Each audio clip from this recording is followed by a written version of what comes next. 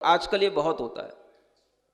घर में माता पिता बेटे बेटियों को, कोई भी बहुओं को, जो नई बहुएं आती हैं उनको कोई भी धर्म कार्य में अगर लगा हुआ देखते हैं तो उससे हटाते हैं। आज का ये फैशन बन गया है।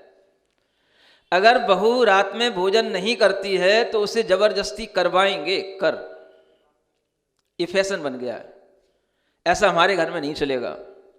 बहू अगर बाहर का भोजन नहीं करती है तो उसे करना पड़ेगा, क्योंकि तेरा विवाह यहां हुआ है। तो वह बहू परेशान होती है कि मैं अगर अपना नियम तोड़ूं कि अपने पति के साथ रहूं कि अपने घर को देखूं, क्या करूं। और जिनमें साहस नहीं होता है तो उन्हें नियम तोड़ना पड़ता है। और जब नियम टूट जाते हैं, धर्म छूट जाता है, तो उन पतियों के साथ रहते हुए भी, उन सास ससुर के साथ रहते हुए भी, उनके लिए भी फिर वह कोई सुख मिले, ये संभव नहीं है। उन्हें केवल इतना ही प्रयोजन है कि हमारे सामने तो जैसा हम कर रहे हैं तैसा तुमको करना है, क्योंकि बहू छोटी होती है, सास ससुर बड़े होते हैं। बड़ों की बात मानना है, चाहे वो तुम्हें अधर्म की लाइन पे लगाएं, चाहे तुम्हें पाप की लाइन पे लगाएं। बड़ों की बात मानना छोटों का कर्तव्य है। बस इसको ध्यान में रखते हुए आज हर घर के अंदर ये चलन चल रहा है।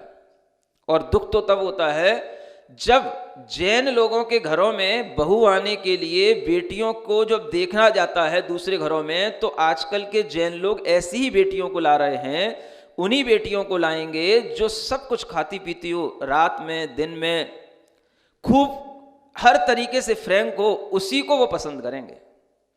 कोई संस्कारित बेटी होगी तो उसके लिए तो बड़ी मुश्किल से कोई घर मिलता है। आजकल ये विडंबना आ रही है धीरे धीरे, समझ आ रहा है। धर्म मतलब इतना घटिया होता चला जा रहा है कि अधर्म का प्रभाव इतना बढ़ता चला जा रहा है कि आदमी की बुद्धि पापमय होती चली जा रही है।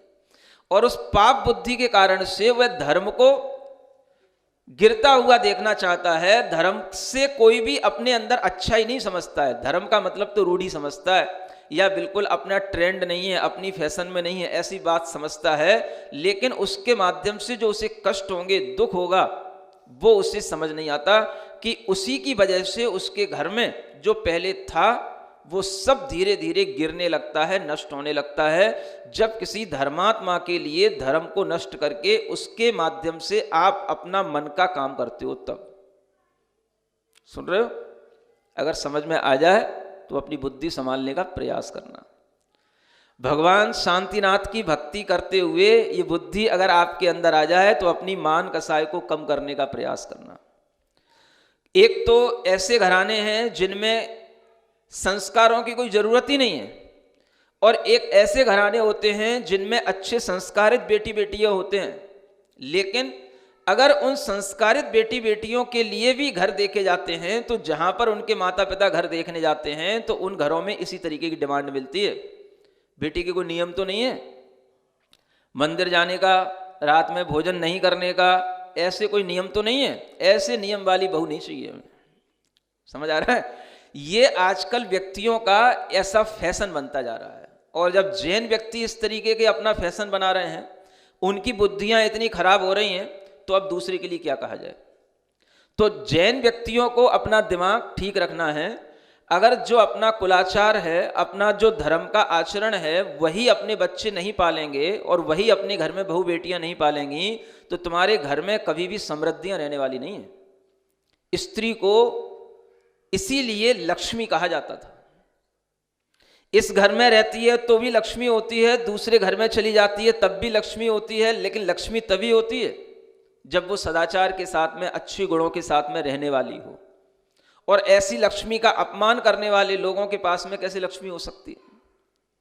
तो जिन लोगों के दिमाग ज़्यादा खराब हो रहे हैं आज की फैशन में, आज की ट्रेंड में, आज के इस चाल चलन में, वो अपना दिमाग थोड़ा ठिकाने पर रखें, संभाल के रखें। घर में संस्कार रहेंगे तो बहू बेटियों से ही रहते हैं, और संस्कारित बहू बेटियों को यदि आप तवज्जो नहीं देंगे, उनका सम्मान नहीं करेंगे, तो आपके घर में कितनी भी धन संपदा हो, धीरे धीरे सब नष्ट होने वाली है।